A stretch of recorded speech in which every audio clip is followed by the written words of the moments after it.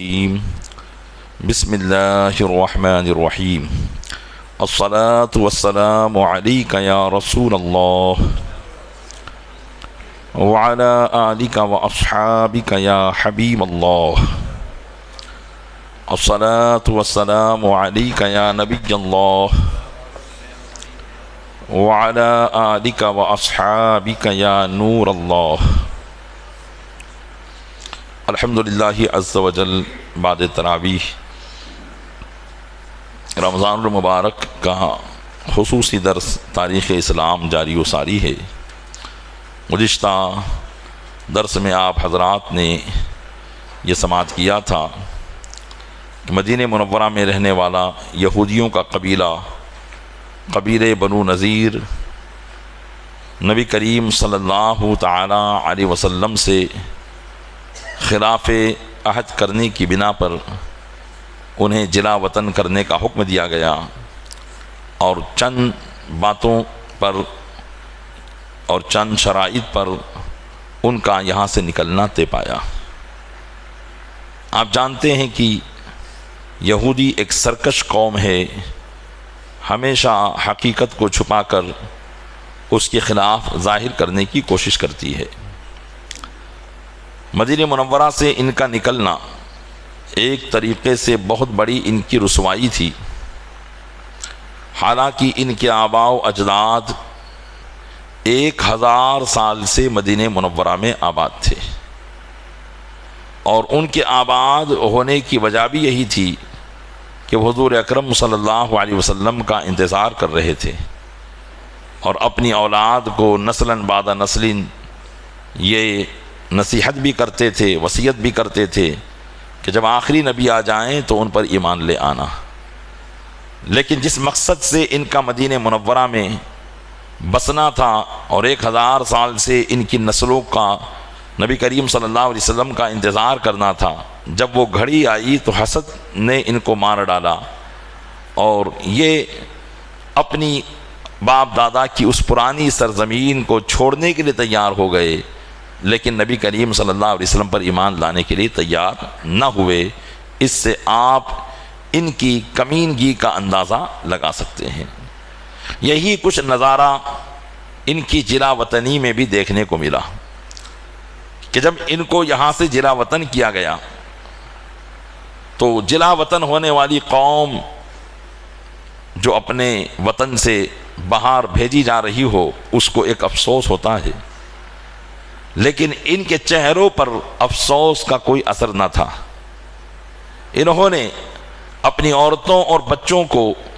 سواری کے اونٹوں پر سوار کیا اور دیگر اونٹوں پر جو قیمتی سامان لادا جا سکتا تھا وہ یہاں لادا. یہاں تک کہ انہوں نے اپنے گھروں کی دیواروں کو بھی گرا دیا اور دیواروں کو گرا کر دروازے اور کھڑکیاں بھی نکال ڈالی اور سب کے سب وہ لاد کر لے جانے لگے تاکہ کسی بھی طریقے سے ان کا چھوڑا ہوا مال مسلمانوں کے کوئی کام نہ آ سکے. جب ان کا قبیلہ روانہ ہوا تو ان پر کسی قسم کی افسردگی اور پریشانی کے کوئی آثار نمایاں نہ تھے. انہوں نے ہر طرح یہ تاثر دینے کی کوشش کی کہ اس جلا وطنی پر انہیں کوئی رنج اور غم نہیں ہے. بہرحال یہ مدینہ منورہ کے محلوں سے ہوتے ہوئے اس حالت میں گزرے کہ نئے کپڑے پہنے ہوئے تھے، ان کی عورتیں زیورات سے مزین تھی اور بڑی خوشی کے آثار ان کے چہروں پر نمایاں تھے، اور ڈھول تاشے بجا بجا کر اور شامیانے بجا بجا کر یہ مسلمانوں کو اکسانے کی کوشش کر رہے تھے. اگر کوئی دوسری قوم ہوتی تو یقیناً ان پر ظلم کرتی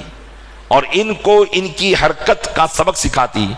لیکن نبی کریم صلی اللہ علیہ وسلم کی درسگاہ میں تعلیم پانے والے صحابہ کرام وہ ذوات بابرکات تھے کہ کسی نے بھی ان کی اس حرکت پر ذرہ برابر بھی کوئی رد عمل پیش نہ کیا، بلکہ اپنی نگاہوں کو جھکا کر سارے معاملات اور منظر کو دیکھتے رہے اور یہودیوں کی اس حالت پر افسوس کرتے رہے. بہرحال یہودی کا ایک قبیلہ قبیلے بنو نذیر مدینہ منورہ سے جلا وطن کر دیا گیا، اور رسوائی اسی وقت سے ان کے ہاتھ میں آئی۔ یہ پھر اس وقت سے جب سے ان کو مدینہ منورہ سے نکالا گیا، آپ تاریخ اٹھا کر دیکھیں کہ سوائے چند سالوں کے، جو کہ ابھی 1 صدی بھی پوری نہیں ہوئی ہے، اللہ تبارک و تعالیٰ نے ان کو مارے مارے ہی جو ہے ادھر سے ادھر پھرایا ہے۔ بہرحال قبیلے بنو نذیر نے کافی مال تو وہ لے کر چلے گئے تھے، لیکن بہت سا مال جو ان سے نہیں لے جایا جا سکتا تھا وہ انہوں نے وہیں چھوڑ دیا۔ مسلمانوں کے پاس جو مال کافروں کے ہاتھ سے آتا ہے، یہ بھی آپ سمجھتے چلیں، یہ بھی آپ کے جو ہے اسلامی احکامات میں سے ایک حکم ہے کہ کافروں کی طرف سے مسلمانوں کے پاس جو مال آتا ہے اس کی 2 قسمیں ہوتی ہیں۔ ایک مال تو وہ اس طریقے سے حاصل ہو کہ مسلمانوں کی کافروں کے ساتھ جنگیں ہوئی ہوں، لڑائیاں ہوئی ہوں، مقاتلہ ہوا ہو، اور پھر اللہ تبارک و تعالیٰ نے مسلمانوں کو فتح یابی عطا فرمائی ہو۔ اب اس کے بعد ان کے ہاتھ میں سے جو مال آیا ہو، اس مال کو مال غنیمت کہا جاتا ہے۔ قرآن کریم میں اللہ تبارک و تعالیٰ نے مال غنیمت کا تذکرہ فرمایا، اور مال غنیمت کو پھر مسلمانوں میں تقسیم کرنے کا حکم دیا۔ تو اس کا طریقہ کار کیا تھا، اس کا حکم کیا تھا؟ 10ویں پاری کی پہلی ہی آیت کریمہ اس حکم کو بیان کر رہی ہے۔ اللہ ارشاد فرماتا ہے وَاعْلَمُوا أَنَّمَا غَنِمْتُم مِّن شَيْءٍ فَأَنَّ لِلَّهِ خُمُسَهُ وَلِلرَّسُولِ وَلِذِي الْقُرْبَى وَالْيَتَامَى وَالْمَسَاكِينِ وَابْنِ السَّبِيلِ، اور جان لو کہ جو کوئی چیز تم غنیمت میں حاصل کرو تو اللہ تعالیٰ کے لیے ہے اس کا 5واں حصہ، اور رسول کے لیے ہے، اور رشتہ داروں کے لیے ہے، اور یتیموں اور مسکینوں اور مسافروں کے لیے ہے۔ یعنی وہ مال جو کافرین سے لڑائی کے بعد ملے، اس مال کے 5 حصے کیے جائیں گے۔ چاہے کسی نے بھی کوئی مال کسی سے لیا ہو، لیکن وہ سارا مال جنگ کے ختم ہونے کے بعد اسلام کا جو سپہ سالار ہوگا اس کے پاس جمع کیا جائے گا۔ اس کے 5 حصے کیے جائیں گے۔ ایک حصہ اللہ عز و جل اور اس کے رسول صلی اللہ علیہ وسلم اور رسول اللہ صلی اللہ علیہ وسلم کے رشتہ دار، یتیموں، مسکینوں اور مسافروں کے لیے ہوگا، اور باقی جو 4/5 حصے بچیں گے وہ مجاہدین میں تقسیم کیے جائیں گے۔ یعنی جو اس جنگ میں شریک تھے ان کے اندر وہ مال تقسیم کر دیا جائے گا۔ یہ ہے مال غنیمت، اور یہ ہے مال غنیمت کے تقسیم کرنے کا طریقہ۔ اب یہ اور بات ہے کہ اب اس کو کسی کو کم اور کسی کو زیادہ بھی دیا جائے گا، تو اس کی ایک پوری ایک تفسیر ہے کہ گھوڑ سوار کو زیادہ ملے گا، ایک حصہ خود گھوڑے کا اور ایک حصہ خود مجاہد کا۔ اس طریقے سے جس کے پاس جتنے اخراجات زیادہ ہوں گے اس کو اس اعتبار سے تقسیم کیا جائے گا۔ یہ ایک پوری تفسیر ہے۔ تو یہ پہلی قسم تھی جو کافروں کے پاس سے ملنے والے مال کی تھی، جس کو مال غنیمت کہا گیا، اور اس کی تقسیم کا طریقہ یہ تھا۔ اور دوسری قسم ان اموال کی ہے کہ جن اموال کو حاصل کرنے میں نہ تو کافرین سے جنگ کرنا پڑی، بلکہ انہوں نے بغیر جنگ اور لڑائی کے ہی سر تسلیم خم کر دیا، اپنے سر کو جھکا دیا اور اپنے مال کو مسلمانوں کے حوالے کر دیا۔ جیسے یہ قبیلے بنو نذیر کے جنگ میں کہ یہ یہاں سے چھوڑ کر چلے گئے اور اس میں مسلمانوں کو کوئی جنگ کی نوبت نہیں آئی۔ اس مال کو مال فے کہا جاتا ہے۔ کیا کہا جاتا ہے؟ مال فے۔ مال فے کا کیا طریقہ ہے؟ اللہ تعالیٰ قرآن مجید کے 28ویں پارے میں اس کا ذکر فرماتا ہے ما افاء اللہ علی رسولہ من اہل القرى فللہ وللرسول ولذی القربى والیتامى والمساکین وابن السبیل۔ جو مال پلٹا دیا ہے اللہ تعالیٰ نے اپنے رسول کی طرف ان گاؤں کے رہنے والوں سے، تو وہ مال اللہ کا ہے اور اس کے رسول کا ہے اور رشتہ داروں، یتیموں، مسکینوں اور مسافروں کا ہے۔ یعنی اس میں مجاہدین کا حصہ نہیں ہوگا، بلکہ سارا کا سارا مال رسول اللہ صلی اللہ علیہ وسلم کی بارگاہ میں پیش کر دیا جائے گا چاہے وہ زمین جائیداد ہو یا ہتھیار ہو یا درہم و دینار ہو یا کسی بھی قسم کا مال ہو جس کو کہتے ہیں جائیداد منقولہ اور جائیداد غیر منقولہ، یعنی وہ مال جس کو ادھر سے ادھر لے جایا جا سکتا ہے اور وہ مال جس کو ادھر سے ادھر نہیں لے جایا جا سکتا، جیسے باغات ہیں، کھیت ہیں، زمین جائیداد ہیں، محلات ہیں، یہ ساری چیزیں منقولہ غیر منقولہ ہے۔ تو یہ سب کا سب اللہ اور اس کے رسول کا ہوگا۔ پھر رسول اللہ صلی اللہ علیہ وسلم جس طریقے سے چاہیں گے اس کو تقسیم فرمائیں گے،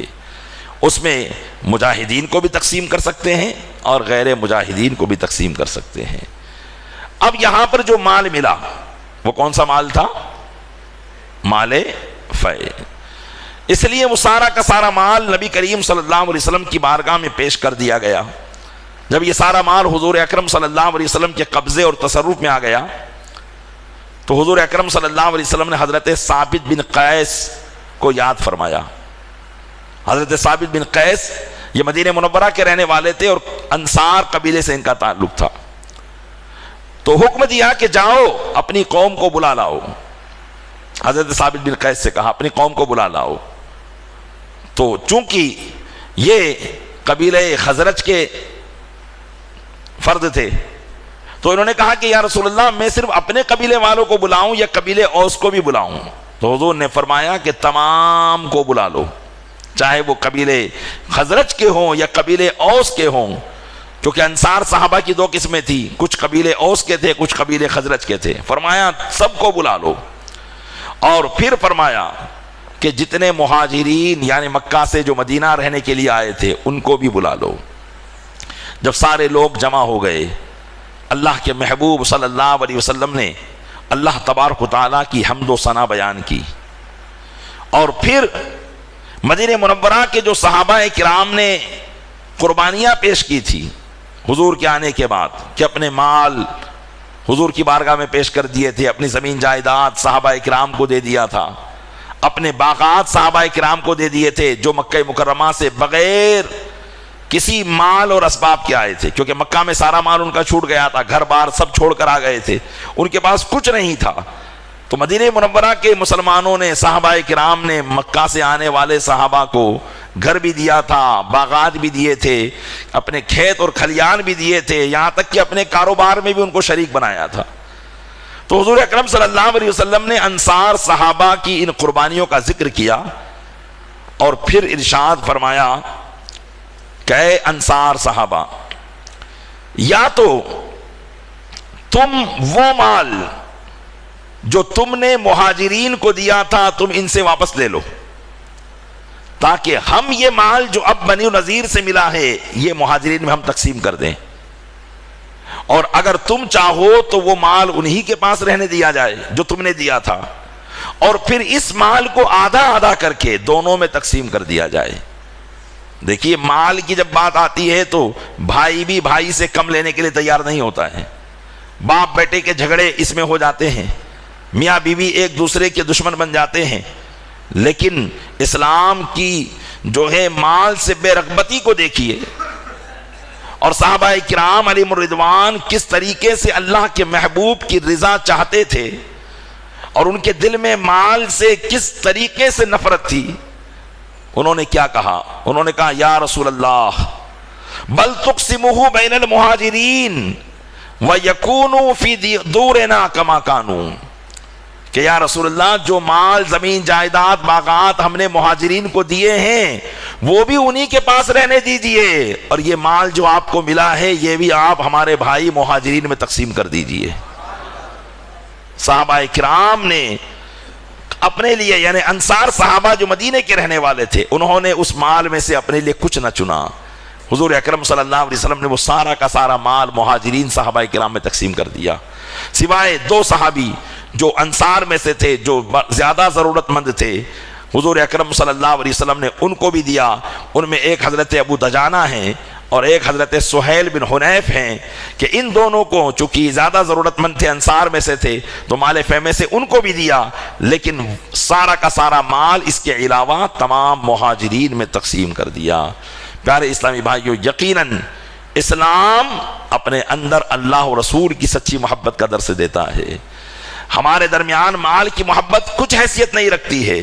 اس لیے مال کی وجہ سے آپس میں ایک دوسرے سے دشمنی کو پیدا نہ کرے۔